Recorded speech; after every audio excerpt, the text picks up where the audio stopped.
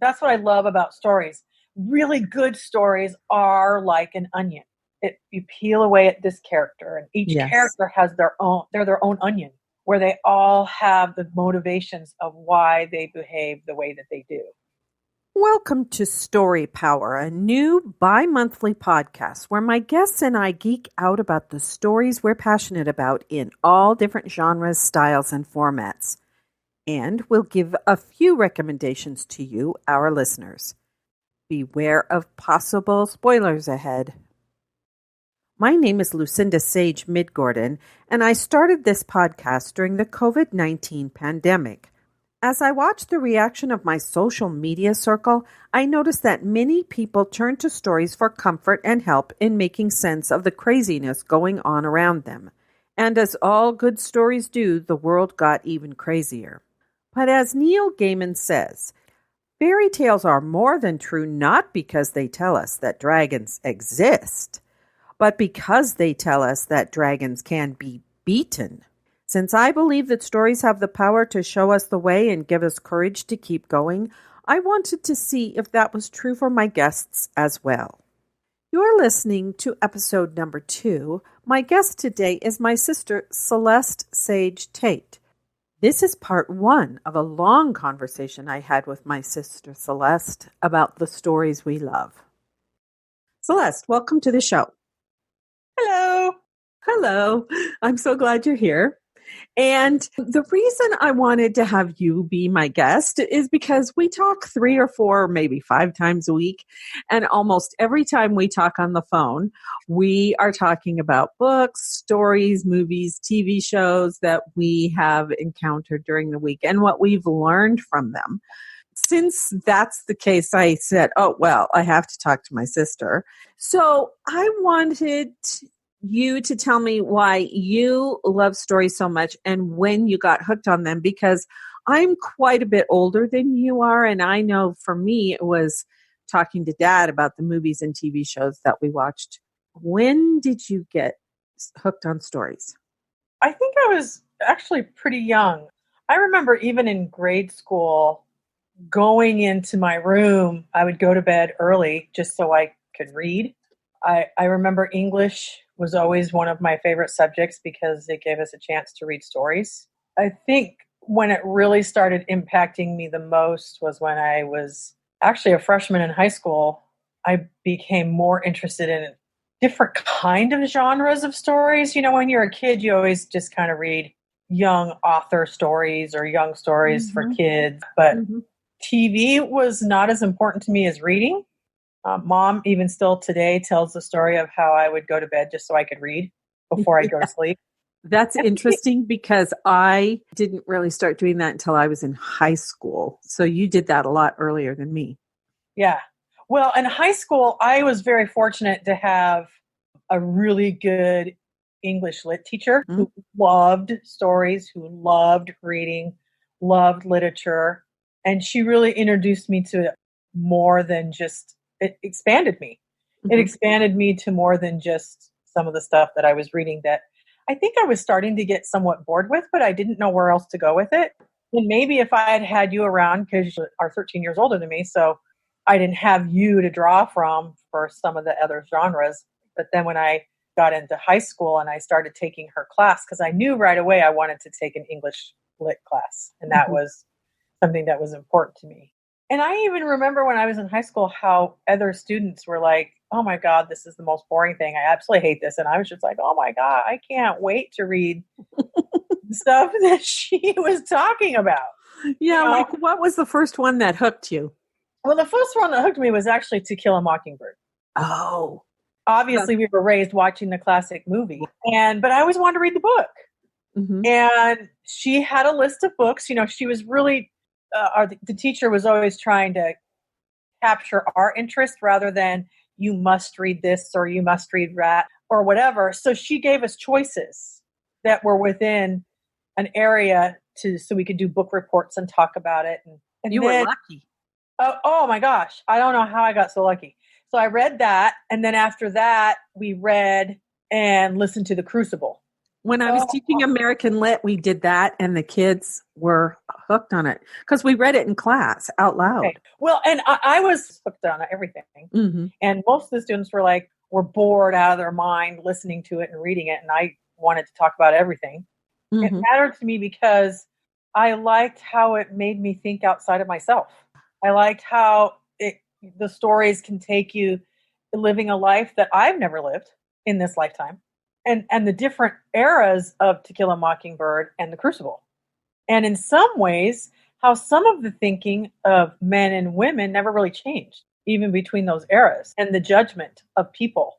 You mean how they judged other characters? Right, and how they judged other characters, right. Because, I mean, The Crucible was hard. That's a hard story. It is. And I remember I lost sleep. When we read that and listened to that, it was like it lived with me. Well, did your teacher talk about the two layers of that, of why Arthur Miller wrote it? She talked to, well, one of the things I liked that she always, which, some people go, I don't understand why I have to know about what the author's motivation was. Mm. And she talked about why she thought it was important that we understood what the author's motivation was. I agree with her. Understanding author's motivation helps understand what your motivation is on how it makes you feel. And that's what I really liked about the English lit teacher. I'm not sure every teacher goes into this place of how does it make you feel? It's like she was like a psychologist or a life coach or something. She was really fascinating. Yeah. So I remember when we read and listened to it, in some ways it was almost like I felt like I lived it, which was really crazy to think that way, but it's not crazy to me. I felt like I understood the main character and her motivation of her fear. Yeah. And what I remember thinking about it was wanting to be heard and known that you were important. Yeah, you're talking about Abigail. Abigail, right. Yeah. She didn't feel like she was important. And that was her way of getting attention, like a little kid, getting attention in any way possible, just as long as it was attention. It made you feel like you were important. Not grasping until the end what impact it made on other people's lives. And how many deaths she caused. How many deaths she caused and the frenzy. I gathered from the story, and every time I've watched it, is that excited her. It made her feel like, look what I can control. I can control this frenzy of all these people. And she liked having the buttons to push. Mm-hmm. And it made her feel powerful. Yes. Because in that culture, in the Puritan culture, right, young girls were the low man on the totem pole. Yeah. You were the low man on the totem pole, and you were only important if you stayed in that. But word important is too strong because you weren't even important. Right, because wives weren't even that important. Right. And that's why I love, I forget her name right now, the wife. Elizabeth. Elizabeth. I like her character so much too because what it brings out in her. That's what I love about stories. Really good stories are like an onion. You peel away at this character, and each character has their own onion, where they all have the motivations of why they behave the way that they do. I liked Elizabeth too, and part of the reason why I identified with her is what she says to John at the end. I considered myself so plain, so unworthy. Those aren't exactly the words she uses, but that you couldn't love me. Because it's almost like she doesn't blame him if he had this relationship with Abigail. And he himself is so perplexed by her, like almost forgiving him. And he's just like, what? Yeah. He doesn't feel like she forgives him until the very end, though. Right. But you can see him as they're having these conversations. And I can see it in my mind's eye, even before watching the movies that are made of it. You can see him and hear him, like his role is he doesn't even almost have words to just make this insanity stop. Well, and I love what she says to Elizabeth, says to him too. You have to forgive yourself. Yes. Well, and not only forgive himself, but forgive Abigail too. Yes. But because you can tell at the end when he is going to be, they hang him, right? Yeah. Yes. Mm-hmm. He has come to a peace. But what gets him there is, I love the whole speech about it's my name, because he has to put his name on the confession. Yes. And they're going to post that on the church door. And he can't let that happen. He just, it's his name. And the only thing that, I mean, we don't know that now probably, but that's going to taint his children. Right. That's what I say. His family name. All he could think about was the legacy being left. That mattered to him. My favorite movie adaptation is with Daniel Day-Lewis. I know. But I think he's breathtaking in everything. So yes. That's a bias. But well, and both Joan Allen. Oh, I think she's fantastic. She is. And then Abigail is played Winona Ryder, right? Yeah. Right. It's my favorite because I think it tells the story more thoroughly and from a non-biased point of view, where other adaptations I've seen seem a little more slanted in a biased form against women. Yes, well, part of the reason why you might like that one is because Arthur Miller was highly involved in that production. Yes, and he even wrote maybe 1 or 2 extra scenes for it. Yeah, I think he did for that adaptation. But the other thing that I always pointed out to my students about that story was that Arthur Miller was called before the House Un-American Activities Committee. Yes, he was. And so that was partly why he wrote the story, was because of that. He was making a parallel. Lies and persecution. And that mob mentality that happens with lies and persecution. That the truth really never is able to be revealed because once it's taken to a certain length, what do you believe? It's only after the fact that they learn the truth. Right. It's that hindsight. And that's part of life. That's what I love. Now I'm going to bring up To Kill a Mockingbird. That's what To Kill a Mockingbird does for me as well. It's such a similar persecution story of the mob frenzy. And that's why I like that she brings both The Crucible and To Kill a Mockingbird up. That's what our teacher did. Because that's what it's about. What are the lessons you get from these characters? And when I read To Kill a Mockingbird, I saw the movie differently. It's like, oh, I get it. I get it so much more now. Don't get me wrong. The movie is captivating and it's the best ever. And I don't know why you would ever need to redo that movie. But I think one of the things, speaking of people who write stories, I really find it interesting about Arthur Miller. When you look at his body of work is so pro-human beings and the spiritual, deep meaning of life. Yes, exactly. And I think that's what I love about To Kill a Mockingbird. And her story is the celebration of human beings and our fallacies and our mistakes and nobody's perfect. Yeah, and our prejudices. And why we live the lives that we live. And it's about our own personal perceptions and how both stories, how your perception can be brought a new light. I did not read To Kill a Mockingbird, if you can believe this, until like 3 or 4 years ago. And then shortly after that, she died. Harper Lee died. And I read the second book, Go Set a Watchman, because there was all of the controversy. Oh my gosh, she made Atticus Finch a KKK member. He was a racist.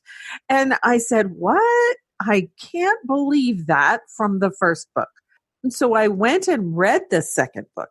And this is what I think happens. There is this scene where Jean Louise, they call her Jean Louise in the second book. They don't call her Scout because she's an adult now. Oh, right. And she's come home for her 2-week vacation. She lives in New York or Boston or someplace like that. She's a journalist. Yeah. And she finds out that her father has been going to the KKK meetings. And her uncle, who is not even a character in the first book, he's a doctor.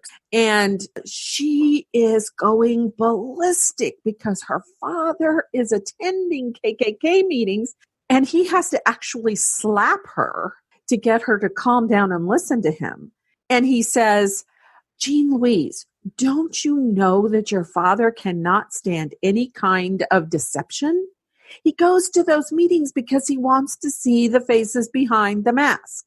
Now, my theory is that people read that he was going to the meetings and they went ballistic like Jean Louise, and they threw the book away and they never finished it. Oh, no, I was going to say the same thing. They probably didn't make it beyond him going to the meeting. And Yeah. see, that's why the story power theme that you have here is so important, because I think a lot of people love this, the completion and the full circle.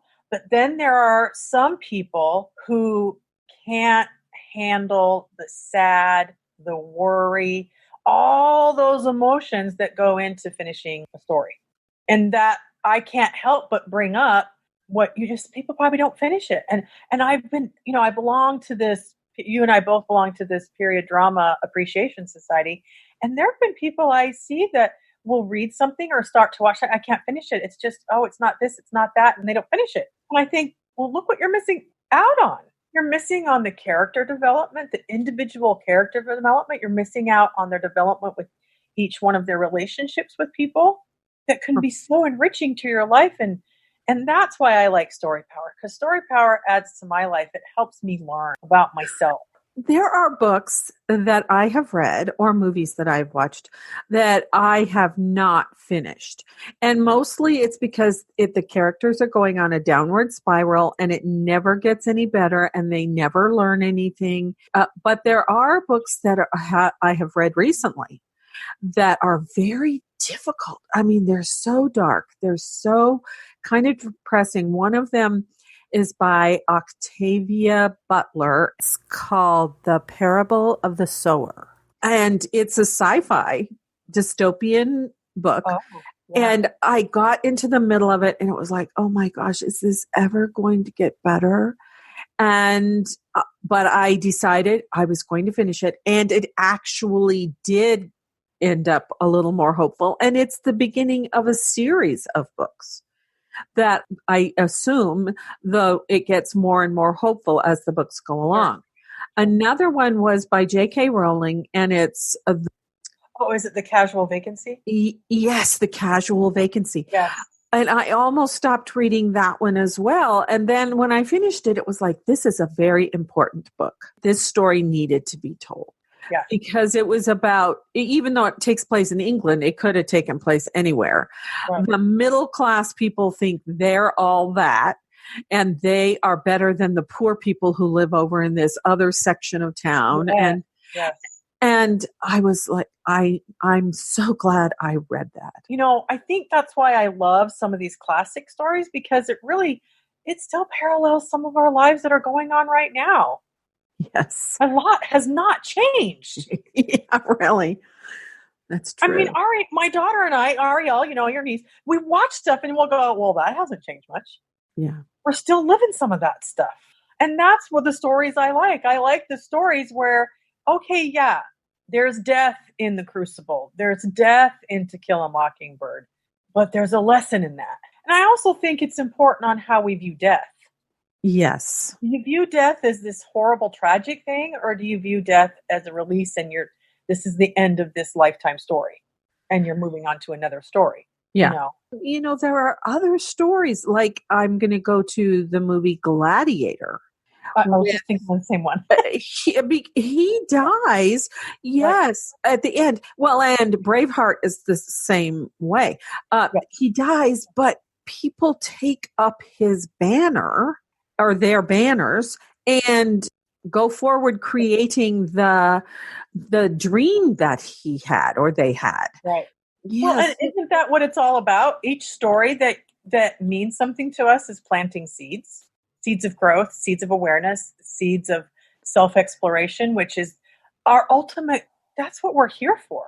Mm-hmm. We're here to live a life of learning more about ourselves and life. Exactly. And what it means to us. Yes. And those are the stories that I love. I mean, and I like all sorts of genres. You brought up the sci-fi futuristic. I love those stories. I was watching Patrick Stewart in an interview and they were talking about, why do you think people are so drawn to Star Trek and these stories? And he said exactly what I just said, because they're still life affirming. They give us hope. They show that life will go on. And we will continue to have, yes, we will continue to have some struggles. And yes, but we always learn about ourselves. And no matter if we're in a sci-fi genre or a period piece genre of Jane Austen or Shakespeare. Right. You know? Yes. Because, and the other thing that I think is so great is as you read all these genres, it causes you, if you're ready to see the connectedness of us all. And that the story is only being told from that one perspective, right. so that we can take a step back from what we're actually living, and then go, oh, because I remember when we were watching the original Star Trek with James T. Kirk, and there was that episode of the two people. One was black on the left side and the other one was white on the left side. And they were both black and white. And they saw themselves as completely different. And the people on the Enterprise were like, what are you guys talking about? You're the same. Right and left could join. Right. I think that's why it made such a difference, that series too, because it took us out of just black and white. It showed James T. Kirk having relationships with all sorts of species and women of color. And that was a big deal. Yeah. And some of them were green. Right. Some of them were green. Exactly. And Spock being Spock. The way everybody on the ship were different and how they could still work together. Well, and then I jumped to Stephen King talking about hard stories. Oh my gosh. The Stand. Oh my gosh. There are times you're like, is it ever going to end? I know. That's such a great book. Profound. Yeah, profound. I didn't read that book until after seeing the miniseries, but I'm so glad I watched the miniseries and read the book. But what I love about Stephen King is he isn't stuck in one genre. He's got The Stand. He's got Shawshank Redemption. He's got all these wonderful stories, and then he's got his horror stuff. The Green Mile. The Green Mile was fantastic. Mm-hmm. And that, oh my gosh, I remember the first time. I've not read The Green Mile, but I remember when I saw the movie, I felt the same way about like reading a book. When is this going to get better? Because it's so sad. And all the stuff that hits you all at once. Shawshank Redemption's the same way. Is he ever going to find his peace? Because he's wrongfully imprisoned. Yes. Some ways, in a big way. And yet, but he finds himself in this hell of prison. He finds himself.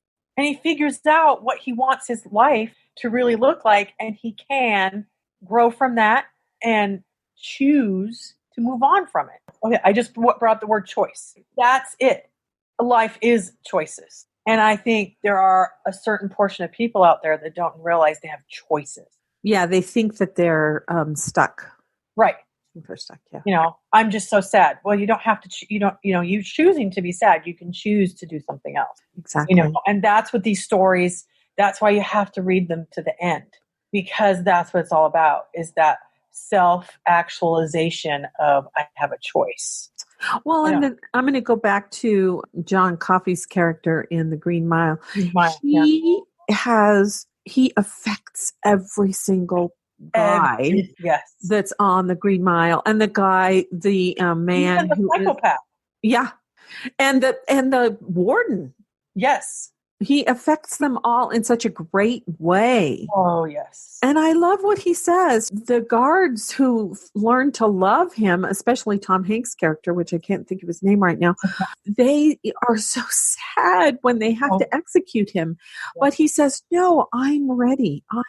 I'm ready to go. Yeah. I've lived my purpose. I think of it now. I'm looking at some of the things I've written down when you sent me some of these questions, and it says, bring up a couple stories that mean to you. And at first I had written down Pride and Prejudice and Dune, but they still tell these really great stories of beginnings and ends and middles. And in the middle, it's really messy and really yucky. And you make assumptions about a situation or people or someone. Mm-hmm. And all these stories do this. The Crucible, To Kill a Mockingbird, Green Mile, all of them have this middle stuff that's messy. It's really messy, and it's if I can say that word, and it makes you feel like crap for a while. And you're like, where is this going to take us?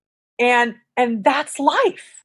Life it takes you through all that messiness, and you have to be okay and learn how to have good coping skills, or to know that this too shall end. And something else will happen that will be really great. And then you might have something else that pops up in your life. That's a place that I think for some human beings, it's difficult to get to the place of not having regrets. Well, I think one of the things when you're in a valley, I think some people don't realize this isn't forever. And that's, like right now going on with this pandemic, and some people think it's a bunch of nothing and we're being fooled and we're fed a bunch of stuff to control us and to keep us under their thumb. And that's not real. That's an illusion. And they live that illusion before something like this happens. That routine is the illusion of security. Yeah. And real stories that impact you and make differences in your lives and everyone's lives, and the reason why they become such phenomenon stories and they're so big and all this stuff is because it tells you that same old doesn't work. And you never know what's going to be presented in your life to teach you that same old doesn't work anymore. It's not growth. It's not expansion. And it doesn't really show you how connected we all are to each other. And we make it hard. Yeah, we do.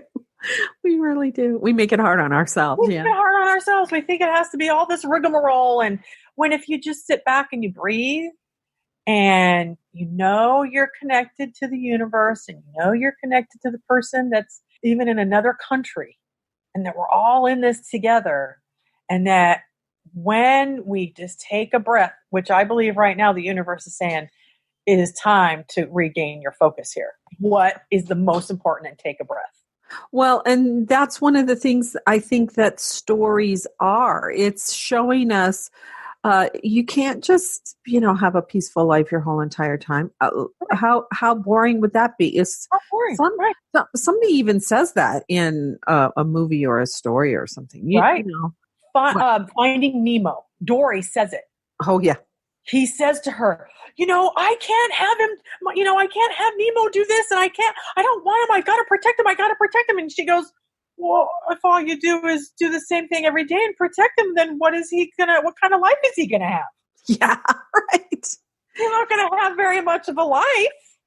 Well, and that brings us to, I'm so glad you brought that up, because that brings us to the meme that made me say, I have to talk to Celeste on Story Power, because you were telling me about a meme that you saw on Facebook, and right.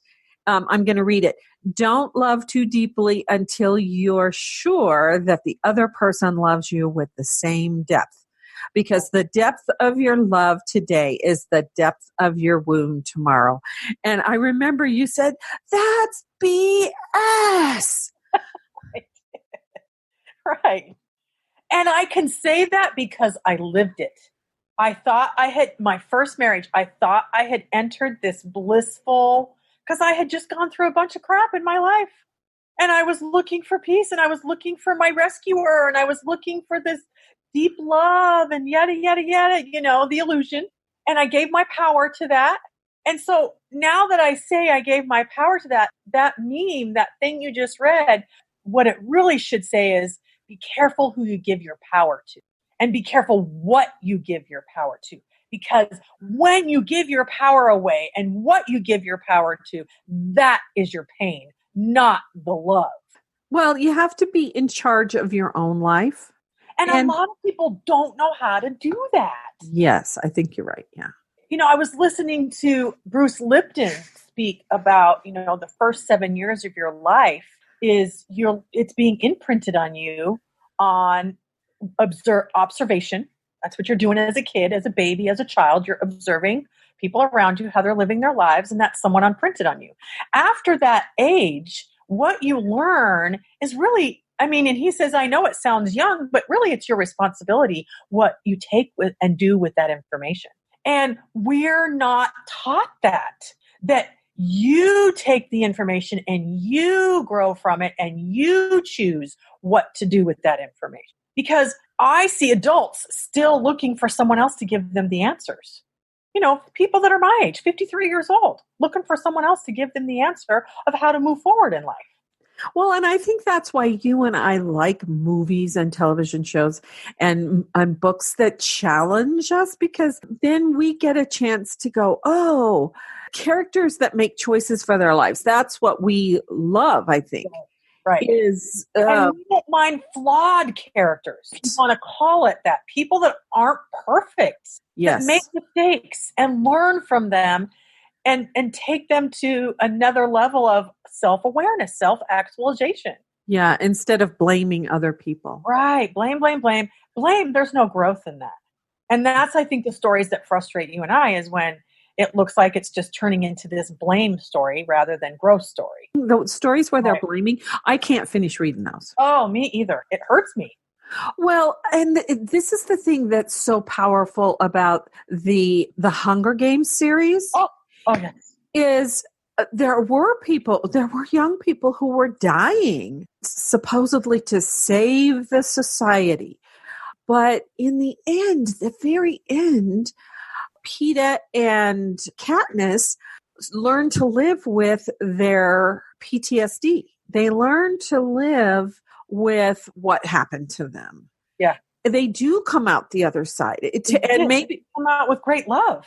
Yeah, and maybe even who's their mentor, played by Woody Harrelson, he might even learn from them how to deal with the pain of what they experienced in the games. Yeah. And it's implied that maybe other contestants, other champions, I guess they call them, learn that too. They learn how to deal with their pain.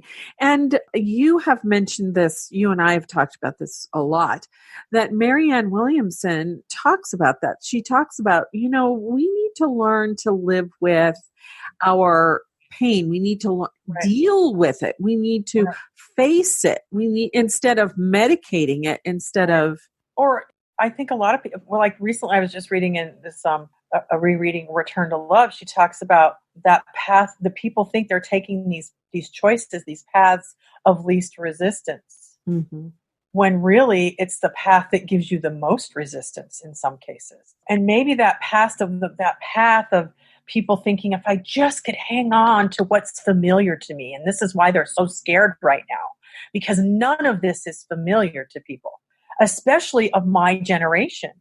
We've never had to send children off to war. We've never really had anything serious happen to us. And this is the big deal. But they're trying not to make it a big deal because they don't feel safe in acknowledging what has happened globally to people. Yeah. They think because in their immediate circle, well, nothing's really happened. So what's the big deal? I want to go back to work. I want to go back to the comfort. Being completely knocked out of routine is they're resisting that. When all you have to do, as Marianne says, is just enter that place of light and love. And then the surrender. See, people, is what she said in this recent chapters about surrender and what surrender really means. And we are not good in our society of surrendering, because surrender for most people is weakness, not a strength. And so fear and blame is that first line of defense, because that's going to keep them safe. And that's what all the stories, every story, so far, everything I've read, talking about Hunger Games, talking about Pride and anything Jane Austen, all of it. Once all of these characters, Dune, fear is the mind killer. He has to figure out how to surrender to that. And once he does, everything changes. I can't remember who, somebody in real life said, he was a soldier, and he said, yes, we feel the fear when we know we're going into a dangerous situation, but you just have to do it anyway. And maybe they say that in Saving Private Ryan. They do. Because the question is asked in it, why would you go do that to save one guy's life for needing to get back home? Well, because that's what you do. You care about people no matter what. Well, and Wayne Dyer talked about war and our history. Our history has so much war in it. Yes. And he says, but this is the realization we're starting to come to now, this awakening of taking other lives and watching other lives being taken absolutely alters us. And that's probably what's making people feel so fearful and blame right now, because they don't want to acknowledge what's really happening, the alteration that we are going through as a planet. I've shared some things about, we're not going to go back to the way it was. Now is the time for self-realization. The way it was will never be. That's the reality. And I've had people go, pish posh, what a bunch of hogwash. You have to allow people to feel that way. Because they have to come to their own realizations. Yeah. I mean, their journey is not my journey, and that's okay. And that's the thing, that our stories, there's always someone in our stories that is willing to be the one that gives you the lesson. My conversation with Celeste lasted so long that I decided I needed to split it up into 2 parts. I hope you will join me for the second half of my conversation. And if you liked what you heard, please share it with a friend and give us a review on your favorite podcast app. It will help people find us. You'll find the show notes for this episode at my website, Sage Woman Chronicles, at sagewoman.life. You can leave a comment there. And remember, as Philip Pullman said, after nourishment, shelter, and companionship, stories are the thing we need most in the world. Until next time, this is Lucinda Sage-Midgorden. Thanks for listening.